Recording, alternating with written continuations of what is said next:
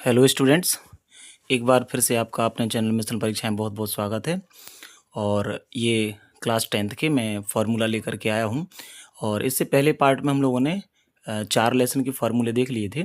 और अगला ये जो है ये वीडियो, इसमें आप लोग 5वें लेसन से फार्मूले देखेंगे। तो चलिए शुरू करते हैं। 5वां लेसन आपका समांतर श्रेणी है। तो देखें, सबसे पहली हेडिंग है अनुक्रम।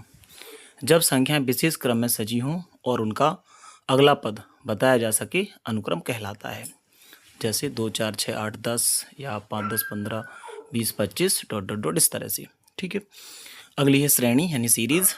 जब दो पदों के बीच किसी अनुक्रम में प्लस या माइनस का चिन्ह लगा हो तो उसे श्रेणी कहते हैं। जैसे 2 + 4 + 6 + 8 + 10 डॉट डॉट डॉट, या -1 -3 -5 -7 -9 डॉट डॉट डॉट, इस तरह से। ठीक है। देखें, श्रेणी क्या होती है, श्रेणी के प्रकार क्या होते हैं। श्रेणी के प्रकार जो होते हैं, श्रेणी होती है 3 प्रकार की: समांतर श्रेणी, गुणोत्तर श्रेणी और हरात्मक श्रेणी। अब समांतर श्रेणी क्या होती है? वह श्रेणी जिसके प्रत्येक पदों के बीच में समानांतर होता है, समांतर श्रेणी कहलाती है। जैसे देखें 1, 3, 5, 4, 5, 6, 7, इस तरह से। या और भी ये 3 श्रेणी दी हुई हैं, तो इनको क्या बोलते हैं? श्रेणी। अगला है समांतर श्रेणी के पद। तो समांतर श्रेणी के पद मानते हैं, किस तरह से मानेंगे? तो समांतर श्रेणी के पद हमें A1 A2 A3 A4 A5 dot dot dot AN, इस तरह से। अगला दिया हुआ है समांतर श्रेणी का व्यापक रूप। समांतर श्रेणी का जो व्यापक रूप होता है वो इस तरह का होता है: A+D A+2D A+3D A+4D A+5D dot dot dot A+n-1 जहाँ पर A जो होता है, A प्रथम पद होता है, D सार्वंतर होता है और N होता है पदों की संख्या। AN होता है nवां पद। ठीक है।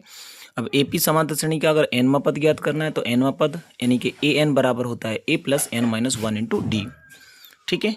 AP के क्रमागत अगर 3 पद मानना है तो ध्यान रखना है तीनों पदों को A-D और A और A+D इस तरह से मानेंगे। AP के क्रमागत 4 पद मानना है तो A-3D A-D A+D और A+3D, इस तरह से 4 पद मानेंगे। ठीक है। AP का अंतिम पद अगर निकालना है तो अंतिम पद के लिए होता है L बराबर A+n-1 जहाँ L क्या है? अंतिम पद है। AP के n पदों का योगफल निकालना है तो इसके लिए 2 फॉर्मूले हैं। पहला जो दिया है, जब अंतिम पद ना दिया हो तो पदों की संख्या दी हो तो Sn बराबर होता है n/2 2a + n-1 जहाँ Sn बराबर n पदों का योगफल होता है। और एक और होता है, जब अंतिम पद दिया हो तो Sn बराबर n/2 a + L। AP का अंत से nवां पद अगर निकालना है, किसी AP का अंत से nवां पद निकालना है तो nवां पद हो जाएगा L - n-1 ठीक है। तो ये समांतर श्रेणी के लिए फॉर्मूले यूज होंगे। ठीक है। अब देखें, अगला लेसन रेखाएं तथा कोण है। तो रेखा क्या होती है? बिंदुओं का वह बिंदु पथ, यहाँ पर पथ आएगा, जिसकी असीमित लंबाई होती है, रेखा कहलाती है। इसके दोनों ओर तीर का चिन्ह लगा होता है। ठीक है, जैसे रेखा का साइन बना हुआ है। ठीक है। अगला है किरण क्या होती है? किसी एक दिशा में चला गया बिंदुओं का बिंदु पथ, यहाँ पर भी पथ होगा, जिसका एक सिरा का बिंदु स्थिर होता है, किरण कहलाती है। इसमें एक और तीर का चिन्ह लगा होता है, इस तरह का ये किरण होती है। अगला रेखाखंड है। रेखाखंड क्या होता है? किसी रेखा का एक निश्चित भाग रेखाखंड कहलाता है। यानी किसी रेखा में से कोई भाग अगर कटा हुआ है तो वो क्या कहलाएगा? रेखाखंड। ये रेखाखंड का साइन है। ठीक है। अगला है बिंदु। तो देखेंगे बिंदु क्या होता है। दिया है बिंदु जिसकी लंबाई तथा चौड़ाई नहीं हो, बिंदु कहलाता है। ठीक है, इस तरह से ये बिंदु है। संरेख बिंदु क्या होते हैं? वे बिंदु जो एक ही रेखा पर स्थित हो, संरेख बिंदु कहलाते हैं। जैसे A, B, C ये तीनों एक ही रेखा पर बिंदु हैं, तो इनको संरेख बिंदु कहेंगे। अगला है असंरेख बिंदु। तो देखें, असंरेख बिंदु क्या होते हैं? वे बिंदु जो एक ही रेखा पर स्थित नहीं होते हैं, असंरेख बिंदु कहलाते हैं। जैसे A, B, C ये बिंदु दिए हुए हैं, ये तीनों एक ही रेखा पर स्थित नहीं है, तो इनको हम कहेंगे असंरेख बिंदु। अगला दिया हुआ है समांतर रेखाएं। तो देखें, समांतर रेखाएं क्या होती हैं? वे रेखाएं जो एक दूसरे को कभी भी प्रतिच्छेद नहीं करती हैं, समांतर रेखाएं कहलाती हैं। यानी इस तरह की जो रेखाएं हैं वो समांतर रेखाएं कहलाती हैं, इनके बीच में हमेशा 180 अंश का कोण बनता है। अगला असमांतर या प्रतिच्छेदी रेखाएं। वे रेखाएं जो एक दूसरे को प्रतिच्छेद करती हैं, असमांतर या प्रतिच्छेदी रेखाएं कहलाती हैं। जैसे ये रेखाएं दी हुई हैं, एक दूसरे को प्रतिच्छेद कर रही हैं, तो ये असमांतर या प्रतिच्छेदी रेखाएं कहलाएंगी। ठीक है। अगला है लंब रेखाएं। तो लंब रेखाएं क्या होती हैं? यदि एक रेखा दूसरी रेखा के किसी एक बिंदु पर दो 90-90 अंश के कोण बनाए, एक ही और दो 90-90 अंश के कोण बनाए तो उसे लंब रेखा कहते हैं। जैसे दो रेखाएं एक दूसरे पर कैसी हैं? लंबवत। अगला है कोण। तो कोण क्या होता है? जब दो रेखाएं एक दूसरे को किसी बिंदु पर मिलें या प्रतिच्छेद करें तो उस बिंदु पर उनके बीच के झुकाव को कोण कहते हैं। दोनों रेखाओं का अभानिष्ठ बिंदु क्या कहलाता है? शीर्ष कहलाता है। और कोण को एक चिन्ह दिया हुआ है, ठीक है, इस तरह का ये चिन्ह दिया हुआ है, ये वाला चिन्ह, ये इस तरह का चिन्ह बना करके कोण को व्यक्त किया जाता है, करते हैं, ठीक है। जैसे देखो ये कोण दिया हुआ है तो इसको हम पढ़ेंगे कोण BAC या फिर इसको CAB भी कह सकते हैं। और यहाँ पर ए बिंदु जो होगा वो क्या कहलाएगा? इस कोण का शीर्ष कहलाएगा, ठीक है। अगला देखिए, अब देखिए दिया है कोणों के प्रकार। कोण कितने प्रकार के होते हैं? पहला दिया है शून्य कोण। जिस कोण का मान शून्य अंश होता है उसे क्या कहते हैं? शून्य कोण कहते हैं। अगला है न्यून कोण। तो जिस कोण का मान शून्य अंश से अधिक हो और 90 अंश से कम हो उसे न्यून कोण कहते हैं, ठीक है। न्यून कोण का जो है इस तरह का चिन्ह बना होता है। समकोण दिया है। अगला है समकोण। समकोण दिया है जिस कोण का मान 90 अंश हो उसे समकोण कहते हैं, यानी समकोण जो होता है ठीक 90 अंश का दिया होता है, ठीक है। अगला दिया हुआ है अधिक कोण। जिस कोण का मान 90 अंश से अधिक और 180 अंश से कम हो उसे अधिक कोण कहते हैं, ठीक है। इस तरह का बनता है अधिक कोण। अगला है ऋजु कोण। जिस कोण का मान 180 अंशों से ऋजु कोण कहते हैं, ठीक है। इस तरह का ये कोण बनेगा। अगला है बृहत कोण। जिस कोण का मान 180 अंश से अधिक हो और 360 अंश से कम हो उसे बृहत कोण कहते हैं, ठीक है। अगला देखें अगला दिया है संपूर्ण कोण। जिस कोण का मान 360 अंशों उसे संपूर्ण कोण कहते हैं। इसके बाद अगला है पूरक कोण। ऐसे दो कोण जिनका योगफल 90 अंश हो उनको पूरक या कोटि पूरक कोण कहते हैं। जैसे एक कोण 60 अंश का हो गया तो उसका पूरक या कोटि पूरक होगा 30 अंश, या मान लीजिए एक कोण 50 अंश हो गया तो उसका पूरक या कोटि पूरक होगा 40 अंश। अगला है संपूरक कोण। ऐसे दो कोण जिनका योगफल 180 अंश हो उनको संपूरक कोण कहते हैं। जैसे 120 और 60 180 अंश हो गया तो ये दोनों एक दूसरे के क्या कहलाएंगे? संपूरक कोण कहलाएंगे।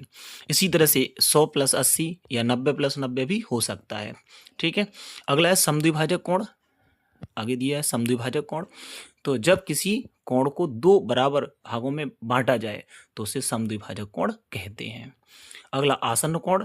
ऐसे दो कोण जिनका एक उभयनिष्ठ शीर्ष एवं एक उभयनिष्ठ भुजा हो तथा शेष दो भुजाएं उभयनिष्ठ भुजा के विपरीत आसन्न कोण हो तो आसन्न कोण कहलाते हैं, इस तरह से। अगला शीर्षाभिमुख कोण। तो देखें दिया है जब दो रेखाएं एक दूसरे को प्रतिच्छेद करें तो प्रतिच्छेद बिंदु के दोनों ओर बनने वाले विपरीत बनने वाले कोण जो होते हैं, विपरीत बनने वाले कोण शीर्षाभिमुख कोण कहलाते हैं, ठीक है। इस तरह का इसका चिन्ह बनेगा, ठीक है। इसके बाद अगली जो प्रमेय दी है कुछ इसमें लेसन में जो प्रमेय लगेंगी, प्रमेय दी है। पहली प्रमेय दी है किसी रेखा के एक ही बिंदु पर बनने वाले सभी कोणों का योगफल एक ही ओर के कोणों का योगफल 180 अंश होता है। अर्थात किसी रेखा के एक ही ओर जितने भी कोण बनेंगे एक ही बिंदु पर उन सभी का योगफल कितना होगा? 180 अंश। यहाँ पे जो चित्र बना हुआ है इस चित्र में कोण 1, कोण 2 और कोण 3 का मान कितना होगा? 180 अंश। अगला दिया हुआ है यदि दो आसन्न कोणों का योगफल 160 अंश है तो उभयनिष्ठ भुजाएं एक सरल रेखा बनाती हैं। अर्थात अगर दोनों कोण दिए हैं, तीन कोण दिए हैं, जितने भी कोण है सभी का योगफल 180 अंश है तो वो सरल रेखा बनाएंगे, ठीक है। यदि दो रेखाएं एक दूसरे को प्रतिच्छेद करें तो शीर्षाभिमुख कोणों का मान बराबर होता है। यानी कि देखें कोण AOC कोण BOD के कैसा हो जाएगा? बराबर। इसी तरह से AOD BOC के बराबर हो जाएगा। AOC रहेगा BOD के बराबर और AOD रहेगा किसके? BOC के बराबर, ठीक है। अगला है यदि दो समांतर रेखाओं को त्रियक रेखा प्रतिच्छेद करे, मान लीजिए दो रेखाएं L और M दी हैं, इनको एक त्रियक रेखा जो है इस तरह से प्रतिच्छेद कर रही है तो इस पे जो कोण 1 2 3 4 5 6 7 8 ये 8 कोण बनेंगे। तो ये 8 कोण कौन से कोण होते हैं? तो इस तरह से 8 कोण बनेंगे। तो कोण 1 जो रहेगा कोण 5 के बराबर होगा, कोण 2 कोण 6 के बराबर होगा, कोण 3 कोण 7 के बराबर होगा और कोण 4 कोण 8 के बराबर होगा। और ये जो कोण कहलाएंगे ये एक दूसरे के संगत कोण कहलाएंगे। इस तरह से कोण जो 4 रहेगा कोण 6 के बराबर होगा, ठीक है। और कोण 3 रहेगा वो कोण 5 के बराबर होगा। इनको एकांतर अंतः कोण कहते हैं। इसी तरह से कोण 1 रहेगा कोण 7 के बराबर, ठीक है। कोण 1 किसके बराबर, कोण 7 के बराबर। कोण 2 रहेगा कोण 8 के बराबर, इनको एकांतर बाह्य कोण कहते हैं, ठीक है। अगला देखें दिया है कोण 4 और 5 का जो योगफल होगा वो कितना होगा, अगर 180 अंश है और या 3 और 6 का योगफल भी 180 अंश है, त्रिअग्र रेखा के एक ही ओर के कोण है, इनका योगफल हमेशा 180 अंश होता है यदि रेखाएं समांतर दी हों, ठीक है। अगला लेसन है इसका पाठ 6वां है त्रिभुज। तो 3 भुजाओं से घिरी हुई आकृति को क्या कहते हैं, त्रिभुज कहते हैं। यानी 3 भुजाओं से घिरी हुई आकृति क्या कहलाती है, त्रिभुज कहलाती है। त्रिभुज के गुणधर्म देखेंगे, त्रिभुज में 3 भुजाएं होती हैं, ठीक है। त्रिभुज में कितनी भुजाएं होती हैं, 3। त्रिभुज में 3 अंतः तथा 3 बाह्य कोण होते हैं, ठीक है। त्रिभुज में 3 अंतः कोण और 3 बाह्य कोण होते हैं। त्रिभुज के तीनों अंतः कोणों का योगफल 180 अंश होता है। अब देखें त्रिभुज के प्रकार दिए हैं, तो सबसे पहले 2 तरह से इसको विभाजित करते हैं, एक भुजाओं के आधार पर और एक कोणों के आधार पर। तो अगर भुजाओं के आधार पर देखेंगे तो सबसे पहला होता है समबाहु त्रिभुज। जैसा कि यहाँ शब्द से ही पता चल रहा है, सम का मतलब होता है बराबर, बाहु माने भुजाएं, मतलब जिस त्रिभुज की तीनों भुजाएं बराबर होती हैं उसे समबाहु त्रिभुज कहते हैं। इसमें देखें त्रिभुज बना हुआ है ABC, इसमें AB, BC और CA या AC तीनों भुजाएं कैसी होंगी आपस में, बराबर, इसलिए इसको क्या कहेंगे, समबाहु त्रिभुज। अगला जो है, अगला होता है समद्विबाहु त्रिभुज, यानी जिस त्रिभुज की 2 भुजाएं बराबर हों उसे समद्विबाहु त्रिभुज कहते हैं। सम माने बराबर, द्वि माने 2, बाहु माने भुजाएं, अर्थात जिस त्रिभुज की 2 भुजाएं बराबर होती हैं उसे समद्विबाहु त्रिभुज कहते हैं, ठीक है। अगला है विषमबाहु त्रिभुज, तो जिस त्रिभुज की तीनों भुजाएं अलग अलग हों उसे क्या कहते हैं, विषमबाहु त्रिभुज कहते हैं। जैसे AB, BC और AC तीनों का मान कैसा होगा, अलग अलग। अब देखें कोणों के आधार पर अगर त्रिभुजों को विभाजित करें तो कोणों के आधार पर सबसे पहला होता है न्यून कोण त्रिभुज। तो जिस त्रिभुज का प्रत्येक कोण 90 अंश से कम हो उसे न्यून कोण त्रिभुज कहते हैं। अर्थात यहाँ पे कोण A, कोण B, कोण C तीनों का मान कैसा होगा, 90 अंश से कम होगा। अगला है समकोण त्रिभुज, जिस त्रिभुज का एक कोण 90 अंश का हो उसे समकोण त्रिभुज कहते हैं। समकोण त्रिभुज में सबसे बड़ी भुजा 90 अंश के कोण के सामने वाली होती है और वह कर्ण कहलाती है, ठीक है, ध्यान रखना है। सबसे बड़ा कोण जो होता है वो 90 अंश का होता है और उसके सामने वाली भुजा को क्या कहते हैं, कर्ण कहते हैं। अगला है अधिक कोण त्रिभुज, जिस त्रिभुज का एक कोण 90 अंश से अधिक हो उसे अधिक कोण त्रिभुज कहते हैं। इस तरह से कोण ABC जो बनेगा, यानी कोण B पर जो बनेगा वो क्या होगा, 90 अंश से अधिक होगा, ठीक है। इसके बाद देखें अगला है समरूप आकृतियां। समरूप आकृतियां क्या होती हैं, वे आकृतियां जो आकार में समान हो तथा आमाप समान होना आवश्यक ना हो, एक जैसी दिखती हों, समरूप आकृतियां कहलाती हैं। जैसे देखो ये चित्र बने हुए हैं, तो ये सभी क्या हैं, ये वृत्त हैं, ये वर्ग है, ये त्रिभुज हैं, ये समरूप आकृतियां हैं। अगला है सर्वांग समाकृतियां, वे आकृतियां जो आकार, आकृति तथा आमाप में समान हो, सर्वांग समाकृतियां कहलाती हैं, यानी पूरी तरह से एक दूसरे के समान होती हैं। त्रिभुजों की समरूपता की कसौटी देखेंगे। अब सबसे पहला है कोण कोण कोण समरूपता, यानी ए समरूपता भी इसको कह सकते हैं। ए का मतलब एंगल। यदि 2 त्रिभुजों के संगत कोण बराबर हों, उनकी संगत भुजाएं समानुपाती हों, अतः दोनों त्रिभुज समरूप होते हैं, ठीक है। 2 त्रिभुजों के संगत कोण कैसे हों, बराबर हों, उनकी संगत भुजाएं समानुपाती हों, तो दोनों त्रिभुज कैसे होते हैं, समरूप होते हैं, ठीक है। जैसे देखें कोण A है कोण P के बराबर, कोण B है कोण Q के बराबर, कोण C है कोण R के बराबर, तब इनकी संगत भुजाओं का अनुपात एक ही होगा और त्रिभुज ABC जो होगा त्रिभुज PQR के समरूप होगा, ठीक है। अगला दिया भुजा भुजा समरूपता, यानी S का मतलब साइड, साइड यानी कि भुजा। तो यदि 2 त्रिभुजों में संगत भुजाओं का अनुपात बराबर हो तो उनके संगत कोण बराबर होते हैं, अतः दोनों त्रिभुज समरूप होते हैं, ठीक है। यानी कि संगत भुजाओं का अनुपात अगर बराबर है, AB का अनुपात PQ से, BC का QR से और AC का PR से, अनुपात कैसा है, बराबर, तो इनके कोण भी आपस में कैसे होंगे, बराबर, तब दोनों त्रिभुज कैसे होंगे, समरूप, यानी त्रिभुज ABC समरूप त्रिभुज PQR। अगला है भुजा कोण भुजा SAS समरूपता, यदि 2 त्रिभुजों की संगत भुजाओं का एक युग्म समान अनुपात में हो और उनसे बनने वाले जो कोण हैं वो बराबर हों तो दोनों त्रिभुज समरूप होते हैं।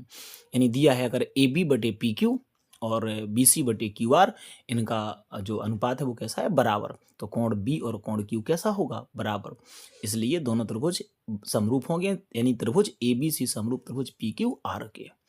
अगला है कोण कोण समरूपता। यदि दो त्रिभुजों के दो संगत कोण बराबर हों तो वे समरूप होते हैं, क्योंकि दो कोण अगर बराबर हैं तो तीसरा कोण भी कैसा होगा, बराबर। यानी अगर कोण ए है कोण पी के बराबर, कोण बी है कोण क्यू के बराबर, तो त्रिभुज ए बी सी समरूप होगा त्रिभुज पी क्यू आर के। इसको ए समरूपता कसौटी कहते हैं। ठीक है, अगला देखें त्रिभुजों की सर्वांग समता की कसौटियां। अब यहाँ पे सर्वांग समता देखेंगे, अभी समरूप हमने देख लिए हैं। तो दिया है पहला भुजा भुजा भुजा मतलब एस एस एस सर्वांग समता। यदि एक त्रिभुज की तीनों भुजाएं दूसरे त्रिभुज की तीनों भुजाओं के बराबर हों तो दोनों त्रिभुज सर्वांग सम होते हैं। अर्थात यदि ए बी बराबर है पी क्यू के, बी सी बराबर है क्यू आर के और ए सी बराबर है पी आर के, तो दोनों त्रिभुज कैसे होंगे, सर्वांग सम। ये सर्वांग सम का चिन्ह बना हुआ है, देखें त्रिभुज ए बी सी सर्वांग सम त्रिभुज पी क्यू आर। अगला दिया है भुजा कोण भुजा सर्वांग समता, यानी कि एस ए एस सर्वांग समता। यदि दो त्रिभुजों की संगत भुजाएं बराबर हों और उनसे बनने वाले, यदि दो त्रिभुजों की दो संगत भुजाएं जो है वो बराबर हों और उनसे बनने वाले जो कोण हैं वो भी आपस में बराबर हों, तो दोनों त्रिभुज सर्वांग सम होते हैं। यानी कि ए बी बराबर किसके, पी क्यू के, बी सी बराबर किसके, क्यू आर के, और कोण बी कोण क्यू के बराबर है। त्रिभुज ए बी सी सर्वांग सम त्रिभुज पी क्यू आर। अगला है कोण भुजा कोण सर्वांग समता, यानी कि ए एस ए सर्वांग समता। यदि एक त्रिभुज के दो कोण दूसरे त्रिभुज के दो कोणों के बराबर हों और उन कोणों के जो अंतर्गत भुजा होती है वो बराबर है, तो दोनों त्रिभुज सर्वांग सम होते हैं। अर्थात जैसे कोण ए कोण पी के बराबर है, कोण बी कोण क्यू के बराबर है, और यहाँ पे जो भुजा है, कौन सी भुजा, ए बी जो है वो पी क्यू के बराबर है, तो त्रिभुज ए बी सी त्रिभुज पी क्यू आर के सर्वांग सम होगा। ठीक है, अगला दिया है आर एच एस सर्वांग समता। यदि दो समकोण त्रिभुजों में एक त्रिभुज का कर्ण एवं भुजा दूसरे त्रिभुज के कर्ण एवं एक भुजा के बराबर हों तो दोनों त्रिभुज सर्वांग सम होते हैं। यानी अगर ए बी बराबर किसके, पी क्यू के है, और ए सी बराबर है पी आर के, जहाँ ए सी और पी आर क्या है, कर्ण है, तो ये बराबर हैं, तो त्रिभुज ए बी सी जो है वो सर्वांग सम होगा त्रिभुज पी क्यू आर के। ठीक है, अगला है आधारभूत समानुपातिकता प्रमेय, यानी कि इसको हम थेल्स की प्रमेय भी कहते हैं। ये थेल्स लिखा हुआ है, यहाँ पे थेल्स की प्रमेय है।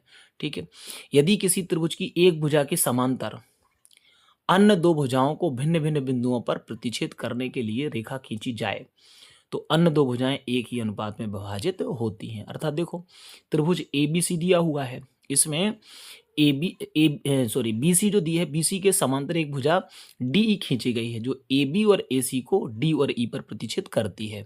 तो बी सी समांतर अगर डी ई है तो ए डी बटे बी डी बराबर ए ई बटे सी ई होगा। यानी कि इन भुजाओं का अनुपात कैसा होगा, बराबर। यानी ए डी बटे बी डी बराबर ए ई बटे सी ई। इसको ऐसा भी कह सकते हैं कि ए बी बटे ए डी और ए सी बटे ए ई के भी बराबर होगी, और बी डी बटे ए बी और सी ई बटे ए बी, ये इनका अनुपात भी आपस में कैसा होता है, बराबर। आगे दिया है अगला आधारभूत समानुपातिकता प्रमेय का विलोम। यदि एक रेखा किसी त्रिभुज की दो भुजाओं को एक ही अनुपात में विभाजित करे तो वह तीसरी भुजा के समांतर होती है। ये समांतर यहाँ पे लिख लेना है, समांतर है। ठीक है, यानी ए डी बटे पी डी बराबर है ए ई बटे सी ई के, तो क्या हो जाएगा, डी ई जो है वो समांतर होगी बी सी के। अगली पाइथागोरस प्रमेय है, किसी समकोण त्रिभुज में कर्ण पर बना वर्ग शेष दो भुजाओं पर बने वर्ग के योगफल के बराबर होता है। वेरी वेरी इंपॉर्टेंट ये प्रमेय है, ये बहुत जगह यूज होती है, त्रिकोणमिति में भी यूज होती है और भी कई जगह यूज होती है, तो इसको याद कर लेना अच्छी तरह से। तो इसका फॉर्मूला जो बनेगा वो कर्ण का स्क्वायर बराबर लंब का स्क्वायर प्लस आधार का स्क्वायर। ठीक है, कर्ण क्या होता है, 90 अंश के सामने वाली भुजा को क्या कहते हैं, कर्ण। यानी किसी त्रिभुज की समान भुजाओं के सम्मुख कोण बराबर होते हैं। अब देखें कुछ विशेष नियम है, उनको ध्यान रखना है। ये दिए हुए हैं, किसी त्रिभुज की समान भुजाओं के सम्मुख कोण कैसे होते हैं, बराबर। यानी यदि किसी त्रिभुज की भुजाएं समान है तो उनके सम्मुख कोण भी आपस में बराबर होंगे। अगला, किसी समबाहु त्रिभुज के सभी कोण 60-60 अंश के हो अर्थात समान होते हैं। जो समबाहु त्रिभुज होते हैं उनके प्रत्येक कोण का मान 60 अंश होता है। किसी त्रिभुज की सबसे बड़ी भुजा के सामने का कोण सबसे बड़ा तथा सबसे छोटी भुजा के सामने का कोण सबसे छोटा होता है। यानी त्रिभुज में जो सबसे बड़ी भुजा होगी उसके सामने का सबसे बड़ा कोण होगा और जो सबसे छोटी होगी उसके सामने का सबसे छोटा कोण होगा। अगला, समकोण त्रिभुज में कर्ण सबसे बड़ी भुजा होती है। किसी त्रिभुज की दो भुजाओं का योगफल तीसरी भुजा से हमेशा अधिक होता है। जब तक त्रिभुज का निर्माण नहीं होगा जब तक कि दो भुजाओं का योगफल तीसरी भुजा से अधिक ना हो। अगला है चतुर्भुज, दिया हुआ है तो हमें पता है कि चतुर्भुज क्या होता है, चार भुजाओं से घिरी हुई आकृति को चतुर्भुज कहते हैं। चतुर्भुज में चार भुजाएं होती हैं और चार कोण होते हैं और दो विकर्ण होते हैं तथा चारों अंतः कोणों का योगफल 360 अंश होता है। अब देखें चतुर्भुजों के प्रकार। तो सबसे पहला आता है वर्ग, इसको स्क्वायर भी बोलते हैं। तो जिस चतुर्भुज की चारों भुजाएं, चारों कोण तथा दोनों विकर्ण बराबर हों, क्या कहलाता है, वर्ग कहलाता है। ठीक है, इसका प्रत्येक कोण 90 अंश का होता है। जैसे देखें ए बी सी डी बना हुआ है तो A B, B C, C D और ए डी का मान कैसा होगा, बराबर। इसी तरह से ए सी और बी डी का मान भी आपस में बराबर होगा। कोण ए, कोण बी, कोण सी और कोण डी प्रत्येक का मान कितना होगा, प्रत्येक का मान होगा 90 अंश। अगला है आयत। जिस चतुर्भुज की सम्मुख भुजाएं बराबर हों, चारों कोण बराबर हों तथा दोनों विकर्ण बराबर हों, उसे आयत कहते हैं। यहाँ पे ए बी किसके बराबर होगा, सी डी के, और बी सी बराबर होगा ए डी के। इसी तरह से ए सी और बी डी भी आपस में बराबर होंगे। इसके प्रत्येक कोण का मान भी 90 अंश होता है। अगला है समचतुर्भुज। जिस चतुर्भुज की चारों भुजाएं समान हों लेकिन दोनों विकर्ण अलग अलग हों, समचतुर्भुज कहलाता है। समचतुर्भुज के सम्मुख कोण बराबर होते हैं। यानी कि देखें यहाँ पे A B, B C, C D और ए डी का मान बराबर होगा लेकिन विकर्ण इसके बराबर नहीं होंगे।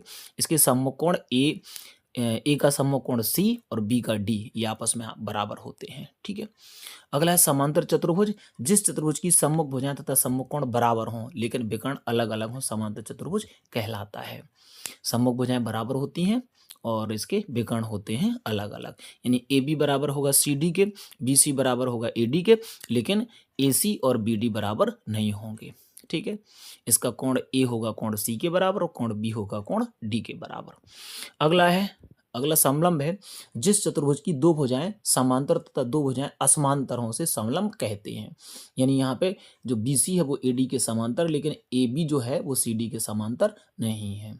ठीक है, अगला काइट यानी कि पतंग होती है। यदि किसी चतुर्भुज के आसन्न भुजाओं के दोनों युग्म बराबर हो तो उसे पतंग कहते हैं। अर्थात यहाँ पे ए बी जो होगा ए डी के बराबर होगा और बी सी होगा वो सी डी के बराबर होगा। ठीक है, चतुर्भुज से संबंधित परिभाषा, यहाँ पे कुछ परिभाषा देखेंगे। पहला है आसन्न भुजाएं। एक ही शीर्ष पर मिलने वाली भुजाएं आसन्न भुजाएं कहलाती हैं। जैसे ए बी और सी बी शीर्ष बी पर मिलती हैं। यहाँ पे ए बी जो है और सी बी है, कहाँ पर मिल रही, शीर्ष बी पर, तो ये क्या कहलाएंगी, आसन्न भुजाएं। अगला है सम्मुख भुजाएं। चतुर्भुज की वे भुजाएं जिसका कोई भी उभयनिष्ठ बिंदु ना हो सम्मुख भुजाएं कहलाती हैं। जैसे ए बी तथा डी सी। ए बी जो है वो किसके, डी सी के सम्मुख होगी, और बी सी जो होगी वो किसके, बी सी जो होगी वो ए डी के सम्मुख भुजा होगी। क्रमागत कोण। किसी चतुर्भुज के ऐसे दो कोण जिनमें एक भुजा उभयनिष्ठ हो क्रमागत कोण कहलाते हैं। जैसे ए तथा बी कैसे होंगे, क्रमागत। बी और सी कैसे होंगे, क्रमागत। सी और डी कैसे होंगे, क्रमागत। इसी तरह से डी और ए बी कैसे होंगे, क्रमागत कोण। सम्मुख कोण क्या होते हैं, किसी चतुर्भुज के ऐसे दो कोण जिनमें कोई भी उभयनिष्ठ ना हो, कोई भी भुजा उभयनिष्ठ ना हो, ठीक है, सम्मुख कोण कहलाते हैं। जैसे कोण ए का सम्मुख कोण क्या होगा, कोण ए का सम्मुख कोण होगा सी और कोण बी का सम्मुख कोण क्या होगा, डी। ठीक है, अगला है चतुर्भुजों के गुण एवं उनसे संबंधित प्रमेय। तो किसी समांतर चतुर्भुज का विकर्ण उसे दो सर्वांगसम त्रिभुजों में विभाजित कर देता है। अर्थात, और दोनों त्रिभुज कैसे होते हैं, सर्वांगसम। अर्थात त्रिभुज ए बी सी सर्वांगसम होगा ए सी डी के, या ए बी डी सर्वांगसम होगा बी सी डी के। ठीक है, यहाँ पर दो त्रिभुज बने, ये सर्वांगसम होते हैं। अगला है एक समांतर चतुर्भुज की सम्मुख भुजाएं बराबर होती हैं। जो समांतर चतुर्भुज होता है उसकी सम्मुख भुजाएं बराबर, ए बी बराबर डी सी और बी सी बराबर ए डी। अगला है एक चतुर्भुज की सम्मुख भुजाओं का प्रत्येक युग्म बराबर हो वह समांतर चतुर्भुज होता है। अगर ए बी बराबर डी सी और बी डी बराबर ए डी है तो ये समांतर चतुर्भुज होता है।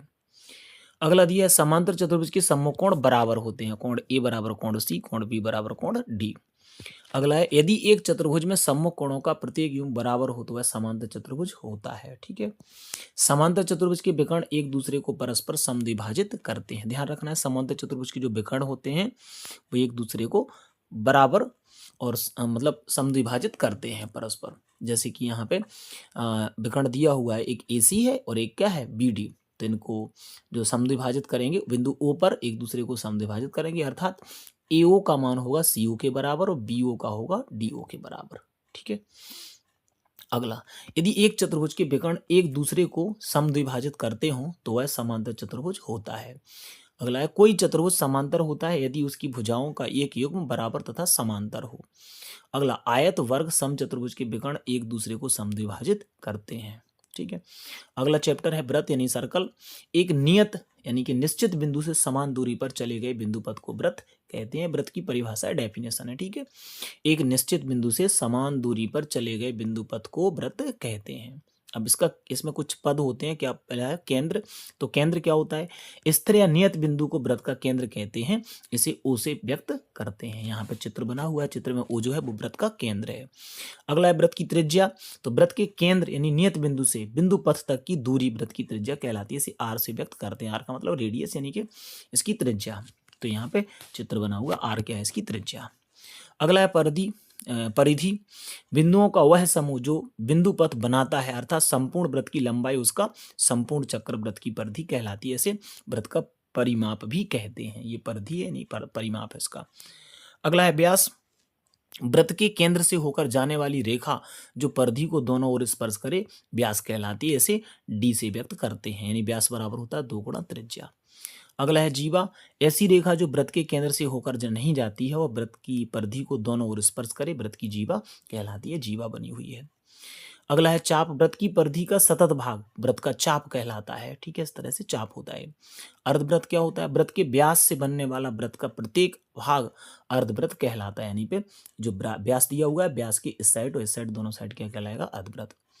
अगला है वृत्तखंड। वृत्त की जीवा और उसके चाप के बीच संगत क्षेत्र को वृत्तखंड कहते हैं। ठीक है, ये चाप है यहाँ पे और ये नीचे जो छायांकित किया गया है ये वृत्तखंड कहलाएगा। अगला त्रिज्यखंड क्या होता है? एक चाप और उसके सिरे से खींची गई त्रिज्याओं के बीच के क्षेत्र को त्रिज्यखंड कहते हैं। इस तरह से त्रिज्यखंड होता है। संकेंद्रीय वृत्त कौन से वृत्त होते हैं? ऐसे दो वृत्त जिनका एक ही केंद्र होता है संकेंद्रीय वृत्त कहलाते हैं। अगला है छेदक रेखा। किसी वृत्त को दो बिंदुओं पर प्रतिच्छेद करने वाली रेखा छेदक रेखा कहलाती है। अगला है स्पर्श रेखा। किसी वृत्त को एक बिंदु पर स्पर्श करने वाली रेखा स्पर्श रेखा कहलाती है। इस तरह से। ठीक है। अगला है वृत्तों से संबंधित कुछ प्रमेय हैं। तो वृत्त की बराबर जीवाएं वृत्त के केंद्र पर बराबर कोण बनाती हैं। ठीक है, जैसे ए बी और बी सी जो बराबर जीवाएं हैं तो कोण ए ओ बी और बी ओ सी दोनों बराबर होंगे, तथा जीवाएं द्वारा केंद्र पर बने कोण बराबर हों तो जीवाएं बराबर होती हैं। ठीक है, ये उसका विलोम हो गया। किसी वृत्त के केंद्र से जीवा पर डाला गया लंब जीवा को समद्विभाजित करता है तथा वृत्त के केंद्र से जीवा को समद्विभाजित करने वाली रेखा जीवा पर लंबवत होती है। यहाँ पे वृत्त के केंद्र से जीवा पर लंब डाला जाए तो जीवा को क्या करता है? समद्विभाजित। जैसे यहाँ पे दिया है ए बी एक जीवा है, एम एक बिंदु है जहाँ पर ओ से लंब डाला गया है, तो यहाँ पे ए एम और बी एम आपस में कैसे होंगे? बराबर। ठीक है। अगला है 3 असंरेखी बिंदुओं से केवल और केवल एक वृत्त खींचा जा सकता है। 3 ऐसे बिंदु जो असंरेखी हों उनसे केवल एक ही वृत्त खींचा जा सकता है। अगला है एक ही वृत्त या सर्वांग वृत्तों की समान जीवाएं केंद्र से समान दूरी पर होती हैं। यानी कि अगर यहाँ देखा जाए तो ए बी और पी क्यू अगर समान है तो ओ एम और ओ डैश एन का मान जो होगा वो भी आपस में बराबर होगा। वृत्त के केंद्र से समदूरस्थ जीवाएं लंबाई में समान होती हैं। यानी कि अगर ओ एम और ओ डैश एन का मान बराबर है तो ए बी और पी क्यू भी बराबर होंगे। ठीक है। अगला है किसी वृत्त के चाप द्वारा केंद्र पर बना कोण परिधि पर बने कोण का 2 गुना होता है। यहाँ पे देखें चाप द्वारा बना हुआ कोण एक केंद्र पर बना हुआ है ए ओ बी और परिधि पर बना हुआ है ए सी बी। तो ए ओ बी का मान जो होता है ए ओ बी का मान ए सी बी से दोगुना होता है। अगला है एक ही वृत्तखंड के कोण बराबर होते हैं। यहाँ पर एक ही साइड जो कोण बने हैं कोण सी और कोण डी आपस में कैसे होंगे? बराबर होंगे। ठीक है। अगला दिया हुआ है अर्धवृत्त में बना कोण समकोण होता है। अर्धवृत्त में कोई भी कोण बनेगा कहीं पर भी वो समकोण होता है, 90 अंश का होता है। यहाँ पे कोण ए सी बी जो है वो कितने अंश का होगा? 90 अंश का। अगला दिया हुआ है चक्रीय चतुर्भुज के सम्मुख कोणों का प्रत्येक युग्म का योगफल 180 अंश होता है। या चक्रीय चतुर्भुज के सम्मुख कोण समपूरक कोण होते हैं। अर्थात इस तरह का एक कोई चक्रीय चतुर्भुज दिया हुआ है तो कोण ए और कोण सी का मान 180 अंश होगा, कोण बी और कोण डी का मान भी 180 अंश होगा।